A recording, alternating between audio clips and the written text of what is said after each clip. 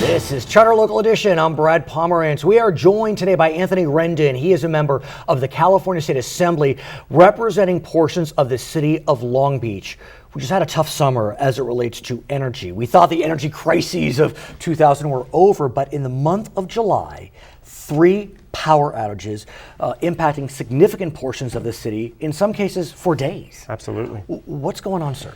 In those instances, there were fires in underground vaults. Right. One incident, a manhole cover exploded. I don't know if you've seen the YouTube video. It's a bit creepy. It is. Imagine literally, it's as if we're in some alien film and boom. And could have been life-threatening and complete carnage everywhere. Right, absolutely. Do we have a sense, sir, about why? What is going on that, we know it's hot, but it's hot on a lot of places. Right. What's happening in Long Beach? Well, we're going to get to the bottom of that. We're going to do a town hall in the city of Long Beach. Right. I'm working with Assemblymember Patrick O'Donnell, State Senator Ricardo Lara, and Mayor Robert Garcia. So those are the people that represent the city and the state, and of course the mayor is the mayor. We're going to have a town hall. We're going to have representatives from Southern California Edison, representatives from the California Public Utilities Commission, which provides oversight. So we know the PUC has launched an investigation, and God bless them, we'll see what happens there. But you, I believe, have called for an independent investigation. Right. Is that accurate? Absolutely. And why do you want to have another investigation marching forward? Right. Absolutely. Senator Lara and I have jointly asked for an independent investigation. Again, we want to be sure that we get to the bottom of these problems. We want to see are they going to happen again, and all of those types of things. So what we've learned, though, is that it appears these outages occurred for 2 reasons. One, it's hot, overuse, but then there's an aging infrastructure. Absolutely. So sadly, I'm not a scientist, but you want to see, will it happen again? Right. Seems like it would happen again if those are the 2 reasons. Right, absolutely. And we see that everywhere in California. We see aging infrastructure impacting our water. We see it impacting transportation. But I got to ask you, yes, we see it everywhere, but what's going on in Long Beach? Right. I mean, why is it that 3 outages, dramatic outages, and not in Lakewood or not in Artesia or whatever it is? And are they related and those types of questions? That's what we're going to get to the bottom of at Cesar Chavez Park. So we know that one of the variables is the aging infrastructure. Then what? I mean, this is an issue not just with energy. It's water pipes. You remember the UCLA? Sure. Water, it's like the Red Sea was partying. There was water everywhere. What do we do? Right. Well, first of all, we need to hold Edison accountable. We need to make sure that they're accountable, updating that infrastructure where it has the greatest need and where it's wearing out most quickly. But who's responsible to repair the infrastructure? Is it private industry? Is it the government? What layer of government? Together, apart? In these instances, it is Southern California Edison. And they're private. Absolutely. But when you think about, I know it's not your district, but UCLA, for example, that's LADWP. That's a public entity. Exactly. Mostly public. That's another conversation. Yeah, it is. But it really does beg the question, because whether it's public or private, your constituents don't care. Right. They just want it fixed. Right, absolutely. And so do we look at a public-private solution? Do we keep those lines separate? Right. Well, certainly in the case of public utilities here with Edison, there is a public oversight over a private utility. Okay. And so we're doing our responsibility, our due diligence in terms of asking the questions and making sure that the CPUC is carrying out its duty. So we know there was economic loss in Long Beach. Right. Businesses were closed. Is there any recourse? There's several. First of all, anyone who lost power for more than 24 hours is eligible for a $100 credit from Southern California Edison. Nice, but what if their business is closed? Right, exactly. If their business is closed, then there is an appeal process through Edison that they need to follow.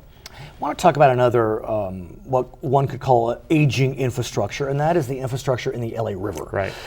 We know that right around the World War II era, we saw a lot of flooding in the LA River, and it was dramatic. Right. And there needed to be some remedy. And the remedy that was ultimately put in place by the U.S.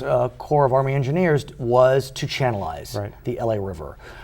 Obviously, we're not old enough to remember that the LA River at one time was really a site. It was a crown jewel. Right. It was kind of the center of the city. With channelization, it's our backyard. Right, it is. There was some momentum in the last decade to try to revitalize it. crashed because of the recession. Where are we now? It's interesting. There's been some progress. The problem that I have and what we're working on in our district office is to make sure that the progress that's occurred within the city of Los Angeles boundaries happens through the entire course of the river. What our viewers may not know is the LA River starts, I think it's in Canoga Park, and goes all the way to Long Beach. All the way to Long Beach. So right through your district. Exactly. And as you suggested, the city of Los Angeles has been really dedicating a lot of resources to revitalize, but what does that do for the rest of the city? Exactly. There's what we call the forgotten middle, which is the middle part of the district. There have been some tremendous progress in the southern part. That's Long Beach. Long Beach, absolutely. Mayor Garcia has done a fantastic job. They have a plan. They're working on updating it. City of Los Angeles, again, you can see from Griffith Park all the way down to Dodger Stadium now, this sort of ribbon of green. We've gone kayaking in my district office in that area. That's great. But there has not been the similar sort of revitalization in that middle area. Which is, and that's what we're working on. What cities? Cudahy, Bell, Southgate. So your district, exactly. Literally.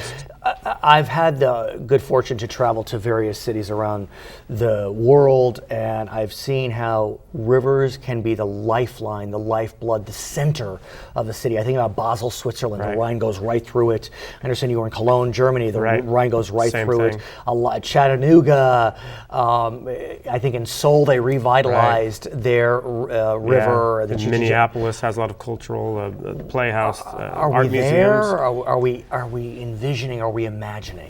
Well, I think it's our job to imagine. I think it's our job to envision. And what my efforts are focused on is making sure that the community has input in that vision making. So I have a bill which would create a community advisory committee so people in the cities that I represent would be able to dream and envision, and then it's our job to implement that vision. The challenge, though, as I understand it, is the river is... there's oversight along the LA River by so many different agencies. You have the U.S. Corps, you have the county, you have cities. I think maybe the EPA somehow gets implicated. And so that can be a morass that causes a bureaucratic haze. It is very difficult. The Army Corps of Engineers, Los Angeles County Public Works, the individual cities, and that's made even more difficult in my district where there are several cities along the river.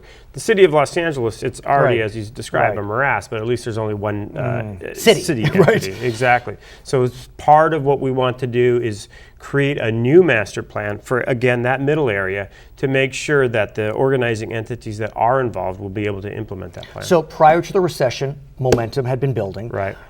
It faltered a bit. The recession's over, I think.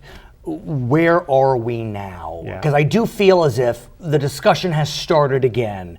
How do we get that momentum back so that the entire Canoga Park to Long Beach benefits? Absolutely. You may have seen recently that the architect Frank Gehry I saw came that, out LA with Times, an idea for revitalizing the river. I think those types of efforts starting the conversation. We have $100 million in the water bond that my office wrote last year that'll be used along the river and urban rivers. When? That money will be released in the next 5 years. When? Yeah. I mean, that's a bigger question. What about storage? A good question. To your point, it took, we've been in the LA River's been in its current state for the past 70 years. We're not going to fix it overnight. But I want to be alive. I want to be alive when the river is revitalized. So do Will I be? So do I. I think if you went to places like Atwater, you go to places. No, it's done. There's a tremendous amount of progress. I want to make sure that I'm alive and that you're alive to see that same amount of progress in Southgate and Cudahy and Maywood. His name is Anthony Rendon. He is a member of the California State Assembly representing significant portions of Los Angeles County, including Cudahy, Maywood, Bell, Long Beach, so many cities in the southeast area. My name is Brad Palmer, so I want to thank you so much for joining us on Charter Local Edition.